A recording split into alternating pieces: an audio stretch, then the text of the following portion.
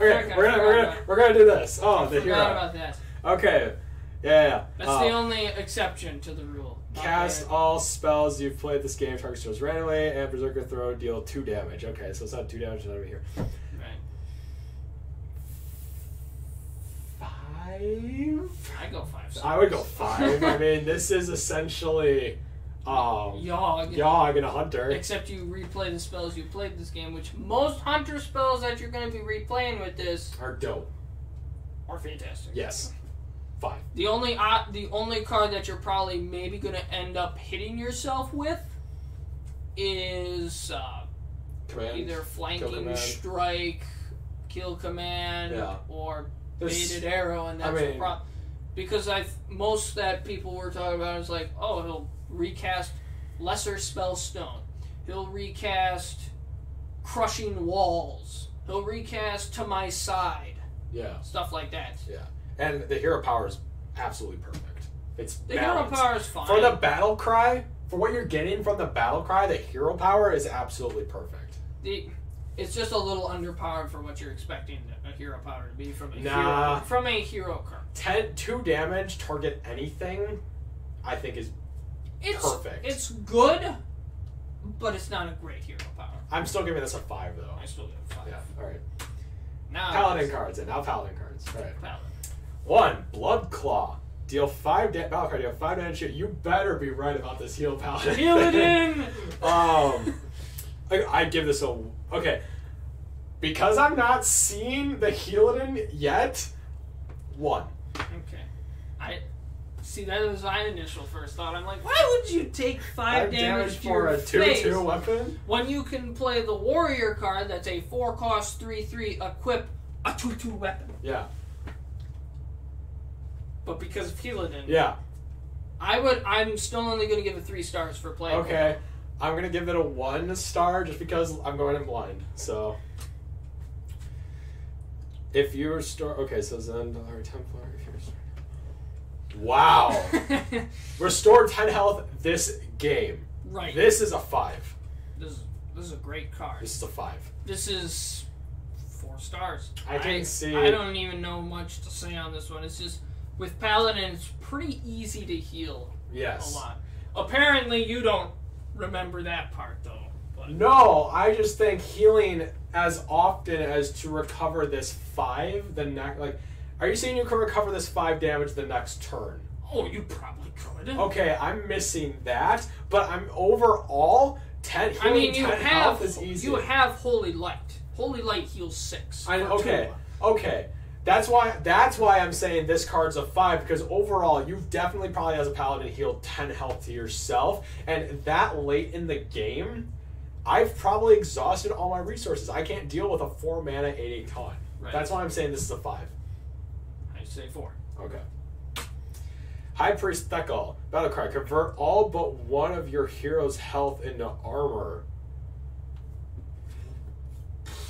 Because of healing, right? Healadin's here. Yeah. I'm giving this a 4 just because I'm anticipating healing. And I'm anticipating that this, obviously because of this 10 health thing, I'm anticipating with that.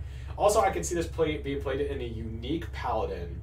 This is literally what creates Healadin. Wait a minute, hold on. Reno Jackson technically heals you, right? Yeah. So as a 29 heal. Yeah. Okay. I can get behind this. I would give this a 4. 5.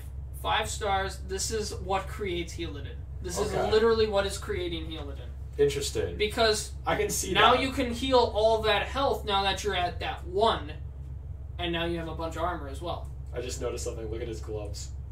Thanos Priest. Alright. What do you call this deck? I call it Thanos Priest. Priest, Paladin. Timeout. Your hero is immune next turn. Okay, Brandon and I had some debate about this when I first saw this card. I said it was a worse ice block, but I could see this until your next... Okay, it's until your next turn. So that means it's through your opponent's turn, and so it's yours and through your opponent's. Yeah, so you could attack with a weapon, too, while you're immune and not take anything. Okay, and you know what? I give this a 4. I say it's actually pretty decent, because... And then even if you're close to dying, too, then you quick throw this out there. The turn before you die, and then maybe also throw a weapon in there and take out something while you're at it. So I would say 4 stars. Yeah. I think it's pretty good. Flash of Light. Restore 4 health, draw a card. That's nuts. That's nuts. I would give this a 4. This is a great card. This is insanely great. Restoring 4 health is already pretty decent. You said for 2 mana, drawing a card. And now you go back to that 1-cost weapon that you take 5 damage. This restores most of it, and you draw a card. So are you going to give this a 5? I will not give it a 5. I'm only probably going to give that legendary a 5 because that's what's creating it in Paladin in the first place. Sure. But this is still pretty decent. For 2 mana, you're drawing a card and healing 4 health. This is a 4-star card. Definitely a 4-star card. Faraki Battle Axe. Overkill. Give a minion in your hand +2/+2. It's a 5-mana weapon. So that's already iffy for me as far as playability goes. But that overkill and the durability are nuts. The durability. For me, it would be the durability here. So I would give this a 3. I would give this a 3 stars. I've been hearing it's bad. Too slow and bad, yeah. I mean, I guess because it's trying to bring back that buff. Think about how hard it is for that overkill again. Mm-hmm. It's only got 3 attack. Again. Yeah. But it's the durability for me. 2 stars. 2? Okay, I'm giving this a 3. Because durability in weapons has been getting pretty hard for me to deal with lately. It's basically Assassin's Blade, and you take off a durability and give it the overkill mechanic. Fair. I mean, okay. I just played somebody who had the Spirit Cutlass. I actually didn't play from Priest. Today. Oh, this is. I've been at school, learning stuff. I'm sorry, my schedule's different than yours. All right, Immortal Prelate. Death Rattle. Shuffle this in. It keeps any enchantments. Okay, so it's like the minion version of that one stupid legendary rogue weapon. Kingsbane. And since Paladin has a bunch of buffs, why not put it in Paladin? 4. Right? 4. I think it's because it's a silenceable minion. That was the thing that made Kingsbane so friggin' hard to deal with because you couldn't silence it. Right. You would have to hope your opponent fills your hand up and they burn it. Right. So I'm giving this a 4. I don't see too many silences honestly when I play too often. That's true. That is true. The cards, but I'm starting to notice a lot of cards like this would consider me running some silence. But I think it is still a pretty decent card, just because Paladin has a lot of buffs. Yeah. You can play the quest with this. Yeah. I'm giving this a 4 as well. I mean, think about the quest would be great with this. Yeah. Then you can also run the 7-cost 1/1 that has a battle cry of do all buffs you've done on minions to this minion. True. You can run that then too now. Yeah. Also, the reason why this is a 4 is because with a weapon, health is durability, and that just goes ka-chink 1, ka-chink a second attack, ka-chink third attack, it dies. This is a minion, so that means it's a little easier to kill. It dies easier because first off, it kills things and you can kill it, and it's different from durability because durability only goes away 1 at a time. Health can go away in quantities of 1, 2, 3. It can go away all at once. Right. So that's why this is a 4, but it's still a 4. I say 4. 4 stars is pretty good. Yeah. A new challenger. Discover a 6-cost minion. Summon it with Taunt and Divine Shield. The things you could discover with this. This is a 4. It's okay. You could. I get that you could get like really crappy. You could get crappy cards with this. Probably a lot of. I think most of the time when you discover a 6-cost minion, you're probably gonna end up grabbing one with taunt already. Right. That's true. So 3. So it kind of is sad because of that, and also I know when they don't have taunt or divine shield, then it's generally a lower or weaker minion. Yeah. So what are you thinking? I would say 3 stars. It is playable, but it's not great. Yeah, I would say 3 stars. Because you're right. The options of what you discover might. Yeah. Spirit of the Tiger. Stealth for 1 turn. Do all of them have stealth for 1 turn? Yes, all the spirits have stealth for 1 turn. After you cast a spell, summon a tiger with stats equal to its cost. That's going back to the buff thing now.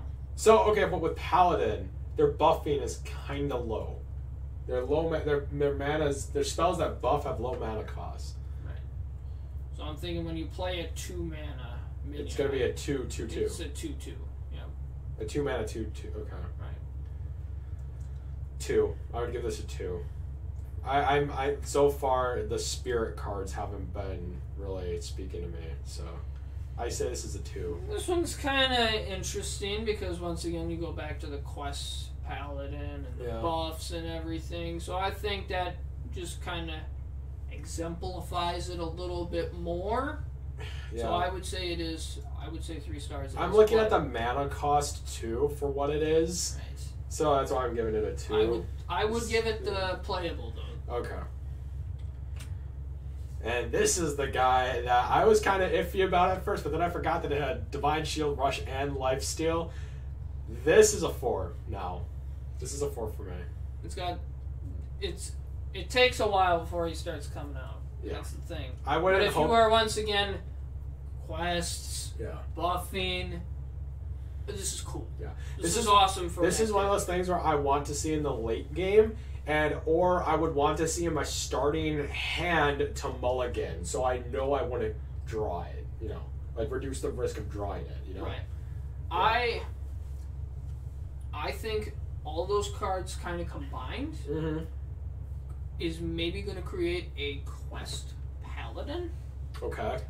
But since there's no particularly one card you can pin it to, none of them get the 5 stars. Sure. Because it's just kind of all of them together create that, all that buff and everything. But this is still a solid card that helps go with that. Yeah. Because you're buffing, you're making this cheaper, you're summoning stuff with the Spirit of the Tiger. Yep. You're finishing off your quest. You're probably giving buffs to your immortal prelates. That's fair. I give this 4 stars. Okay. Now, overall, that being said, the individual cards, I still stand by my rating. But as a deck overall, I do agree with your analysis about the Quest Paladin and the Heal Paladin. That might be the thing that I run now instead of Rado Major Wild. Paladin I actually really like playing Paladin. Okay. Paladin might become one of my new favorite classes. I don't know if it is my favorite, but my favorite for some reason when I first started has always been Druid. Interesting. All right. Just because here's a bunch of big guys.